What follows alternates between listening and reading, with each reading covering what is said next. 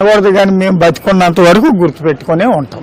పెద్దయినా ముఖ్యంగా వరద వచ్చిన కాడ నుంచి ప్రతి పూట మీకు ఫుడ్ అందిందా? అందింది అయ్యా, అందింది.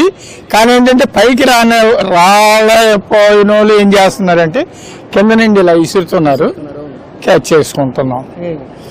మా ఇదంతా ఇద్దరము, మా ఆవిడ నేను 2 ప్యాకెట్లు అయితే 2 రోజులు సరిపడుతుంది. అంటే మీ పిల్లలందరూ వెళ్ళిపోయారా అంటా ఉన్నారు. ధైర్యంగా మీరు ఉండడానికి కారణం ఏంటంటారు? అసలు ధైర్యంగా ఉండడానికి కారణం ఏంటంటే ఈ ఏరియాలో ఉన్నోళ్ళు మొదటి నుండి బయటికి వెళ్ళలేక కృష్ణలంక వెళ్ళామనుకోండి ఎవరో ఒకరు చూస్తారు, కానీ కృష్ణలంక మేము వెళ్ళాం.